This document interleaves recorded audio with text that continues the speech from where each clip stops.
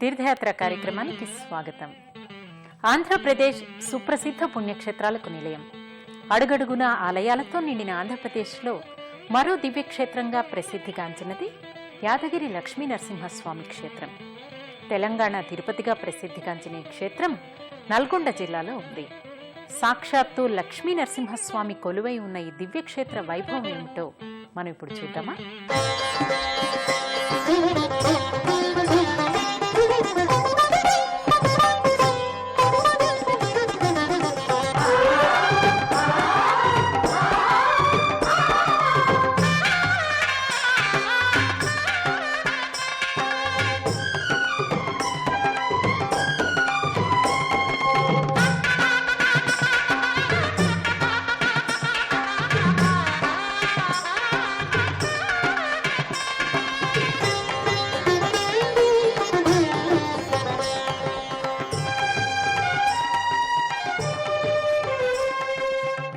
ఆంధ్రప్రదేశ్ అనేక సుప్రసిద్ధ పుణ్యక్షేత్రాలకు నిలయం.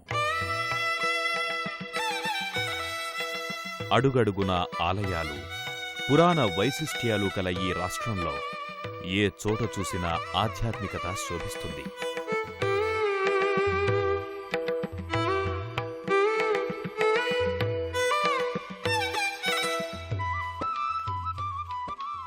అలా నిత్యము నరసింహస్వామి స్మరణతో పావనమైన పుణ్యక్షేత్రం యాదగిరిగుట్ట.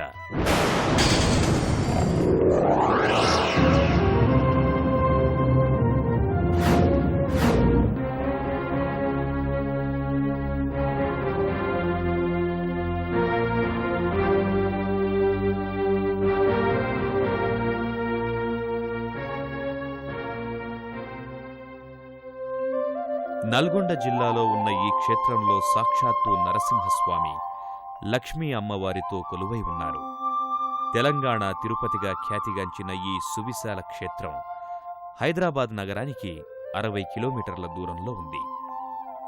యాదగిరిగుట్ట క్షేత్రానికి చేరుకోవటానికి దేశంలోని అనేక ప్రాంతాల నుంచి అనేక బస్సులు, రైళ్లు అందుబాటులో ఉన్నాయి. తెలంగాణ ప్రజల ఇలవేల్పుగా, కోరిన వరాలనిచ్చే కొంగు బంగారంగా పూజలందుకుంటున్న యాదగిరి లక్ష్మీ నరసింహస్వామి ఆలయానికి చేరుకునే మార్గం సుందర ప్రకృతి రమణీయ దృశ్యాలను ప్రతిబింబిస్తుంది.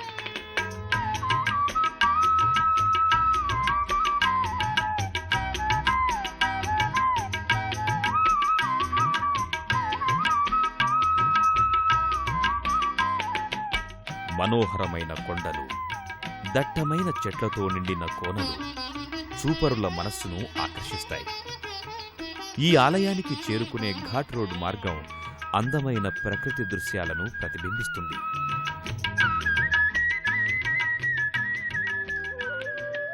యాదగిరి లక్ష్మీ నరసింహస్వామి ఆలయానికి కొన్ని వందల సంవత్సరాల చరిత్ర ఉంది.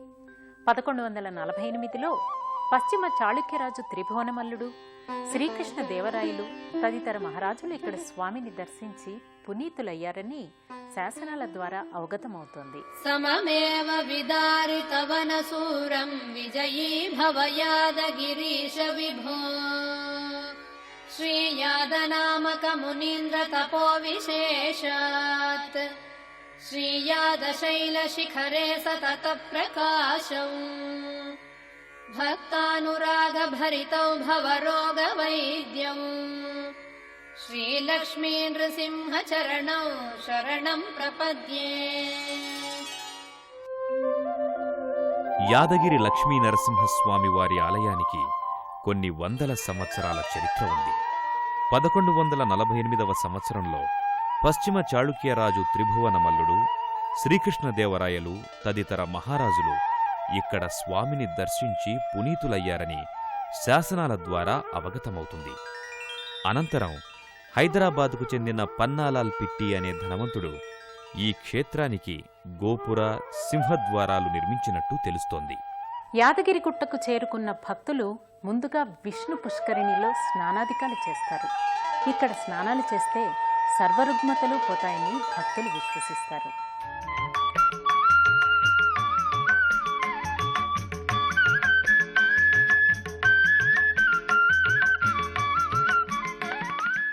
విష్ణుకుండానికి చేరుకున్న భక్తులు ఇక్కడకు సమీపంలో ఉన్న కళ్యాణకట్టకు చేరుకొని తలనీలాలు సమర్పించుకుంటారు.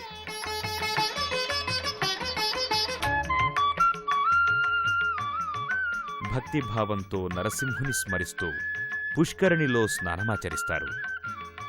ఈ కుండంలో ఉన్న సుదర్శన చక్రం మహిమాన్వితమైందని, ఇది సర్వ సమస్యలను నివారిస్తుందని చెప్తారు. భక్తులు ఇక్కడ స్నానమాచరించి ఇదే ప్రాంగణంలో ఉన్న ఆంజనేయ స్వామిని దర్శించుకుంటారు.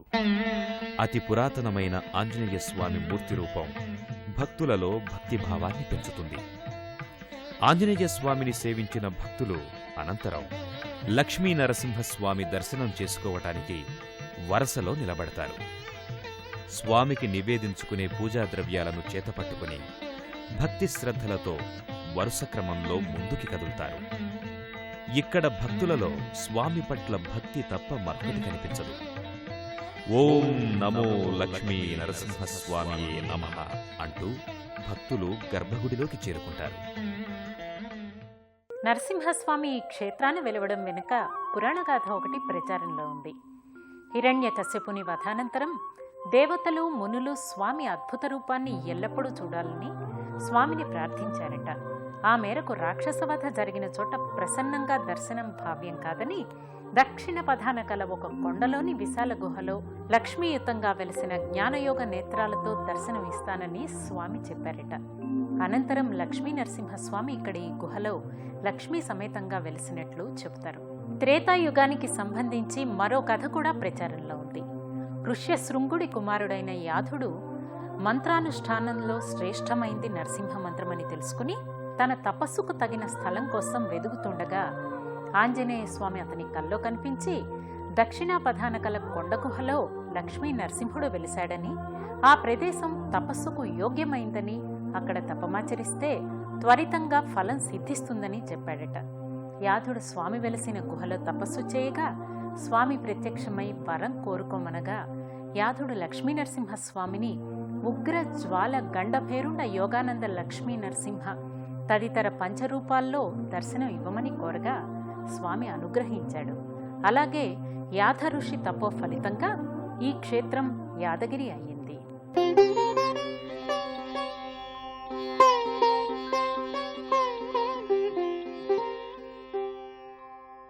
గర్భగుడి ప్రాంగణం భక్తులను విచిత్రమైన అనుభూతికి గురిచేస్తుంది. గర్భగుడి ప్రాంగణంలోని ప్రాకారాలపై లక్ష్మీ నరసింహస్వామి లీలలకు చెందిన తైలవర్ణ చిత్రాలు చూపరుల మనస్సును ఆకట్టుకుంటాయి. స్వామి లీలా విశేషాలతో ఉన్న ఈ చిత్రాలు భక్తులలో భక్తిభావాన్ని పెంచుతాయి.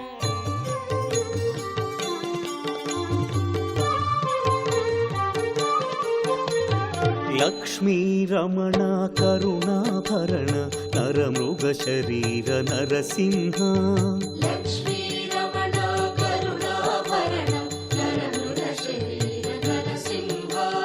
పంకజ నయన పన్నగ శయన జయ జయ లక్ష్మీ నరసింహ.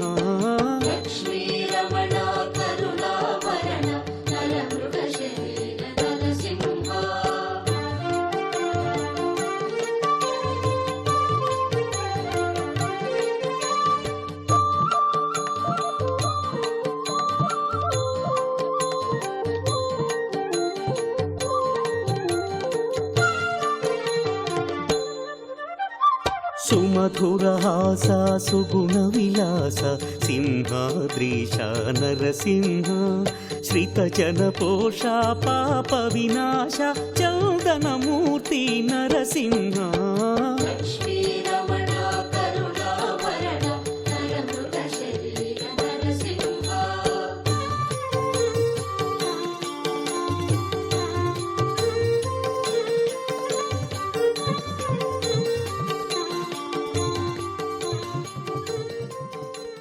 కొన్ని మెట్లు కిందకు దిగి కుడివైపునకు తిరిగితే అక్కడ యాగశాల దర్శనమిస్తుంది.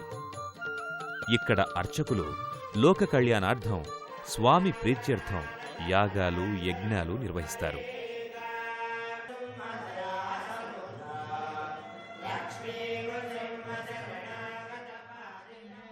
యాగశాలను దాటి గర్భాలయంలోకి ప్రవేశించిన భక్తులు అక్కడ స్వామికి విధిగా ఏర్పాటు చేసిన స్థలంలో తమ పూజా ద్రవ్యాలను సమర్పించుకొని భక్తి శ్రద్ధలతో ముందుకి కదులుతారు.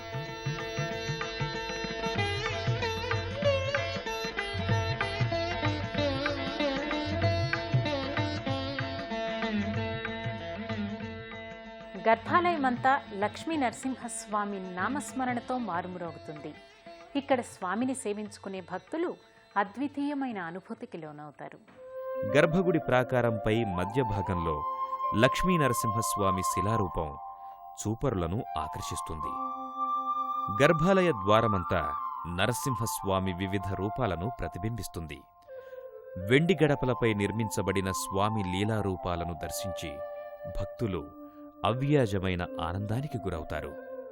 అనంతరం గర్భాలయంలో లక్ష్మీ నరసింహస్వామి వారిని దర్శించుకున్న భక్తులు ఓం శ్రీ లక్ష్మీ నరసింహస్వామియే నమః అంటూ స్మరిస్తూ అద్వితీయమైన అనుభూతికి గురవుతారు.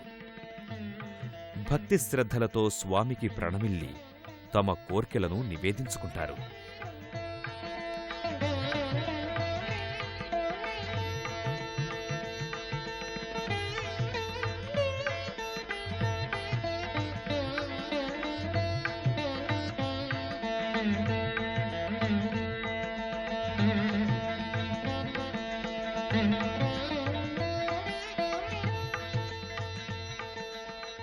గర్భాలయ మండపంలో లక్ష్మీ నరసింహస్వామి వారి కళ్యాణం భక్తులకు నయనానందకరంగా ఉంటుంది.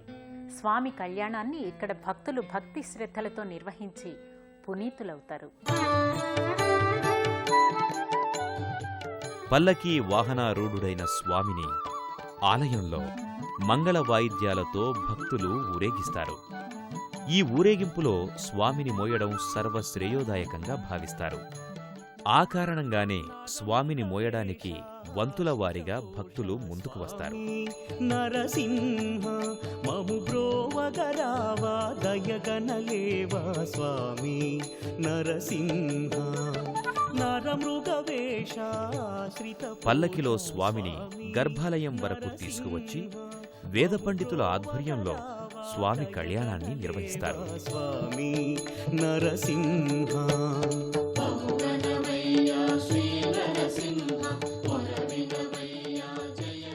స్వామివారి కళ్యాణ వేడుక భక్తులకు నయనానందకరమే కాకుండా దివ్యమైన అనుభూతికి గురిచేస్తుంది.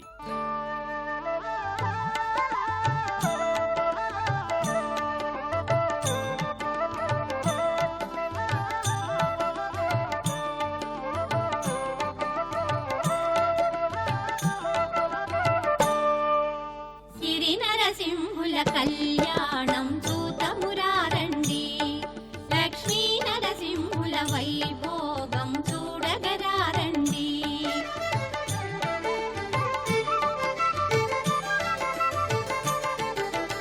అద్భుత రూపుడు శ్రీ నరసింహుడు, క్షీరాబ్ది కన్యా శ్రీ మహాలక్ష్మి, నవదంపతులై నిలచేవైన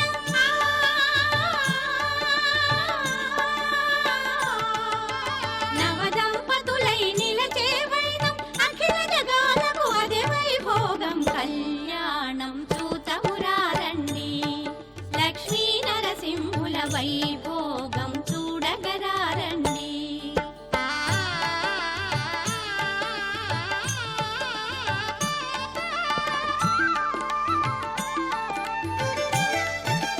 బ్రహ్మరుద్రులే పెండ్లి పెద్దలై ఉమా శారదలు ముత్తైదువులై సకల సురలును కార్యకర్తలై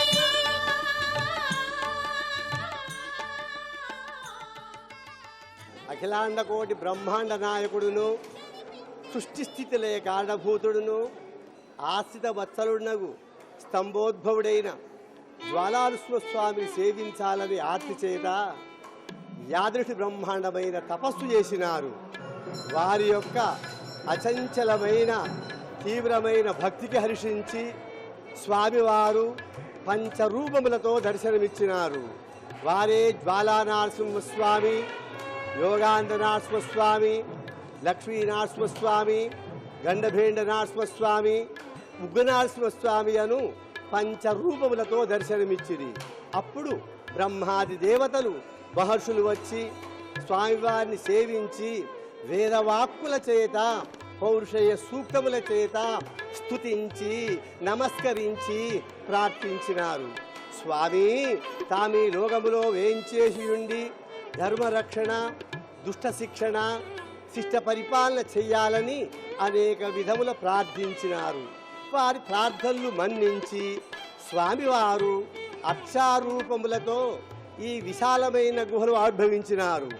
అప్పటి నుండి ఈ క్షేత్రములో శ్రీ స్వామివారిని మహర్షులు రాత్రి సమయంలో వచ్చి ఆరాధించుతున్నట్టు స్కాంద పురాణములో చెప్పబడినది.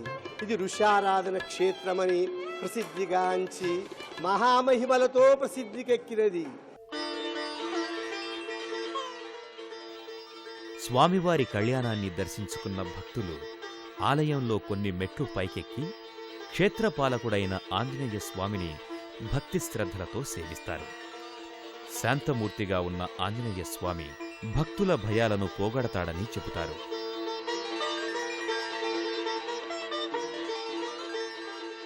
ఇదే ఆలయానికి వెనుక భాగంలోని రాతికొండపై కింది భాగంలో గండభేరుండ స్వామి దర్శనమిస్తారు. కొండ కింద భాగంలో స్వామివారి శిలారూపం ఉందని భక్తులు చెబుతారు.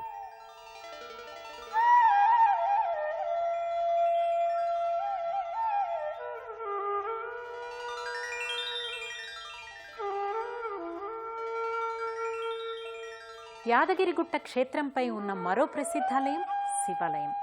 ఇక్కడ శివుడు స్వయంభూగా వెలిశాడని ప్రతీతి.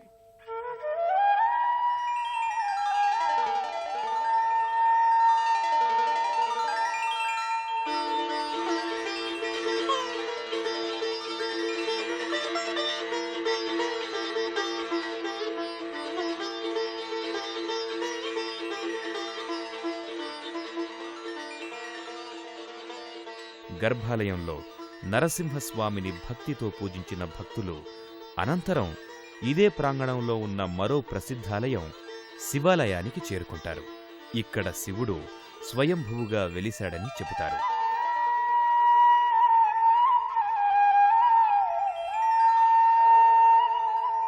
ఆలయ గోపురాన్ని దాటి లోపలకు చేరుకోగానే విశాలమైన ప్రాంగణంలో ఒక పక్కన నవగ్రహాలయం దర్శనమిస్తుంది. అనంతరం పక్కనే ఉన్న ఆంజనేయ స్వామిని దర్శించుకుని ప్రధానాలయంలోకి ప్రవేశిస్తారు. ప్రధానాలయంలో కొలువై ఉన్న పరమేశ్వరుడు లింగరూపంలో దర్శనమిస్తాడు. పవిత్రమైన ఈ క్షేత్రంలో పరమేశ్వరుడు వెలవడానికి నరసింహ లీలా విశేషాలే కారణంగా భక్తులు చెబుతారు. యాదగిరిగుట్ట కిందున్న మరో ప్రసిద్ధాలయం పాత నరసింహస్వామి ఆలయం. యాదగిరిగుట్ట కన్నా ముందే ఇక్కడ రాతిశిలలో నరసింహస్వామి వెలిశాడని చెబుతారు. సుందరమైన కొండను తొలుచుకుని నిర్మించిన మెట్లను దాటి ముందుకు వచ్చిన భక్తులు అనంతరం ఇక్కడకు సమీపంలోని పాతగుట్ట నరసింహస్వామి ఆలయానికి చేరుకుంటారు. పురాతన ఆలయం స్థానే అధునాతనంగా నిర్మించిన లక్ష్మీ నరసింహస్వామి ఆలయం దర్శనమిస్తుంది. ఈ ఆలయంలోని ఓ కొండను తొలచుకుని స్వామి మొదటగా ఇక్కడ లోక కళ్యాణార్థం వెలసారని చెబుతారు.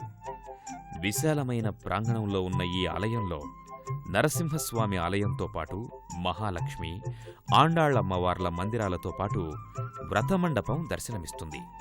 కొండమీదకు ఎక్కితే పుష్కరిణి దర్శనమిస్తుంది. ఇక్కడ పుష్కరిణిలో స్నానమాచరించే భక్తుల ఈతిబాధలన్నీ మటుమాయమవుతాయని చెబుతారు. అలాగే ఈ పుష్కరిణి సమీపంలో ఉన్న ఆంజనేయ స్వామి దర్శనం కూడా భక్తులలో భక్తిభావాన్ని ప్రోది చేస్తుంది. యాదగిరిగుట్ట లక్ష్మీ నరసింహస్వామి కూడా ఇక్కడ నుండే వెళ్ళినాడని చెప్పి ప్రతీతి. ఇక్కడ శ్రీ స్వామివారి పుష్కరిణి గలదు. ఆ పుష్కరిణిలో నీళ్లు ఎక్కడి నుంచి వస్తున్నది తెలియదు, మహాతీర్థం. ఆ తీర్థమే ఇక్కడ స్వామివారి దగ్గర ఇవ్వబడుతుంది. యాదగిరి నరసింహస్వామి క్షేత్రం మహిమాన్వితమైనది. ఇక్కడ కొలువై ఉన్న నరసింహస్వామి అందరి సమస్యలను పోగొడతాడని భక్తులు విశ్వసిస్తారు. మా ఇంటి కులదైవం నరసింహస్వామి అంటే స్వామి చాలా పవిత్రమైన స్వామి, నమ్మకమైన స్వామి. బిజినెస్ బాగా మంచిగా నడుస్తుంది కనుక ఆ నమ్మకం మీద ఇక్కడ వచ్చేసింది. అప్పుడప్పుడు వస్తుంది. హైదరాబాద్ నుండి దిల్సుఖ్నగర్ నుండి వచ్చాము. మా శ్రీకాకుళం జిల్లా అండి. జిల్లా నుంచి ఇక్కడ యాదగిరి గుట్ట అనేది దేవుని ప్రసిద్ధిగాంచింది కాబట్టి దైవ దర్శనం చేసుకుంటే బాగుంటుంది. మనం ఏ అనుకున్నా సరే అవన్నీ కూడా నెరవేరుతాయని ఒక నమ్మకంతో మేము ఇక్కడ వచ్చామండి. మాకు ఈ దేవుడు కులదైవము, మాకు ఈ లక్ష్మీ నరసింహస్వామి అంటే చాలా నమ్మకము. స్వామివారి చాలా పవర్ఫుల్ గాడు, మాకు ఇక్కడ కోరికలు కూడా చాలా నెరవేరినవి. నరసింహస్వామి అంటే మస్తు ఇష్టం. స్వామి చాలా గొప్ప దేవుడు. ఎప్పుడైనా ఇక్కడ సత్యనారాయణ వ్రతం చేసుకొని ఇలా లక్ష్మీ నరసింహస్వామికి దర్శనం చేసుకొని వస్తాం. మాకు చాలా నమ్మకం. ఇక్కడ యాదగిరి నరసింహస్వామి అనేది చాలా పవిత్రమైన దేవస్థానము. నరసింహస్వామి का बहुत बड़ा अच्छा स्थान है. మంచి మార్క్స్ రావాలని హైదరాబాద్ నుంచి వచ్చాను. నేను ప్రతి సంవత్సరంలో 3-4 సార్లు ఇక్కడ యాదగిరి నరసింహస్వామికి వచ్చి దర్శనం చేసుకొని పోతాను. ఈ యాదగిరి లక్ష్మీ నరసింహస్వామి దేవస్థానము సుమారు 500 సంవత్సరముల యొక్క చరిత్ర ఉన్నది.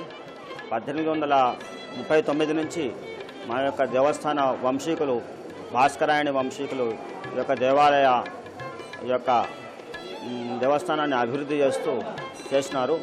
అతి పెద్ద వైష్ణవ క్షేత్రం శ్రీ యాదగిరి లక్ష్మీనరసింహస్వామి దేవస్థానం. ఈ దేవస్థానం హైదరాబాద్ నగరానికి అతి సమీపంలో ఉన్న కారణంగా ఎంతోమంది యాత్రికులు దినదినం రోజు 10,000 పైన పైసలకు వస్తూ దర్శనం చేసుకుంటుంటారు. వివిధ స్వామివారి కైంకర్యాలు కూడా వారు నెరవేర్చి వారి మొక్కులు తీర్చుకుంటారు. ఈ యాత్రికుల రద్దీకి అనుగుణంగా ఇక్కడ సత్రాలు కట్టినాము. తర్వాత కాటేజీలు, స్పెషల్ కాటేజీలు ఉన్నాయి. తర్వాత వాళ్ళ ఏ పరిస్థితిలో వచ్చినా కానీ, ఏ టైంలోకి వచ్చినా కానీ స్వామివారి దర్శనం చేసుకొని వీలుగా మేము ఇక్కడ ఏర్పాటుగా ఇచ్చినాము. కరుణామయుడిగా, భక్త వత్సలుడిగా పూజలందుకుంటున్న స్వామి యాదగిరి నరసింహస్వామి.